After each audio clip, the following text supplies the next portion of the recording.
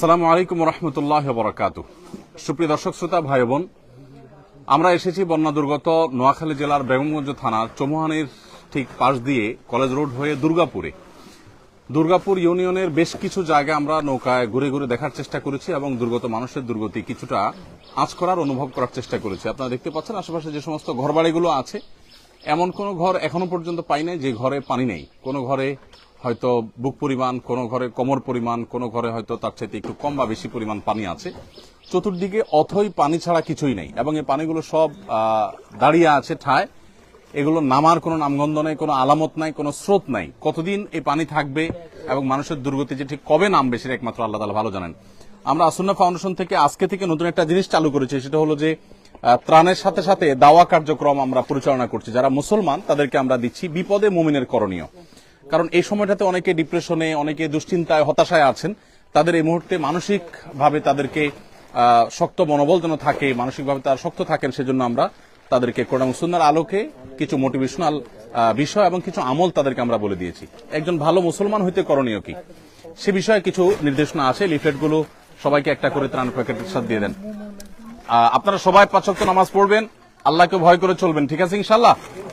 হ্যাঁ, এই বন্যার সময় অনেকে সামান্য একটু লুঙ্গি বাঁচানোর জন্য আপনার কাঁচা মেরে সতর খুলে ফেলেন। খবরদার, সতর খোলা যাবে না, সতর ঢাকবেন। একটু লুঙ্গি ভিজলে প্রয়োজনে ওটা আবার শুকায় নিবেন, আর একটা লুঙ্গি চেঞ্জ করবেন। সামান্য একটু লুঙ্গি বাঁচানোর জন্য খরচ করবেন না। যাই হোক প্রিয় দর্শক, আমরা এই এলাকাতে অর্থাৎ বেগমগঞ্জের আরো ১-২টা জায়গা যাবো ইনশাআল্লাহ। এরপরে লক্ষ্মীপুরে এবং নোয়াখালীর আরো কিছু জায়গায়, কবিরহাট, কোম্পানিগঞ্জ, আরো কিছু জায়গায় ইনশাআল্লাহ আমরা যাওয়ার চেষ্টা করব। আমরা দোয়া করি আল্লাহ রাব্বুল আলামিন মানুষের দুর্গতি দূর করে দিন। আপনারা জানেন যে ফেনীর যে পানি, সেই পানিটা কোন কোন এলাকায় একটু কমলেও নোয়াখালী এবং লক্ষ্মীপুর এলাকার বিপুল অঞ্চল প্লাবিত হয়ে গেছে। এত পানি এলাকাতে আমি জানি না এর আগে দেখছি কিনা। বাবাজি, আমি একটু জানতে চাই, চাচা, এই এলাকাতে এইরকম পানি আপনি শেষ কবে দেখছেন? দেখি যুবক,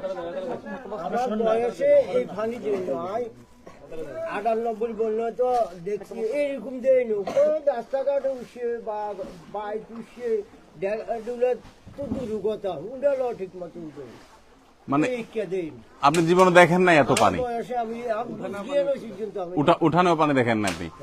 আপনার এই যে পকেট, এটা লুঙ্গি, কিন্তু এটা আপনার জন্য হাদিয়া।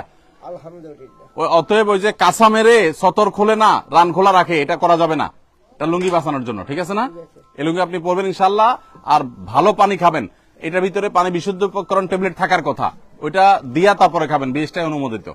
আল্লাহ আপনাদের ভালো রাখুন। যাই হোক, আমরা মানুষের দুর্গতির যে অবস্থা, তাতে একটা এলাকাতে ত্রাণ দিয়ে আসলে শেষ করার জন্য অনেক বেশি সময় দরকার।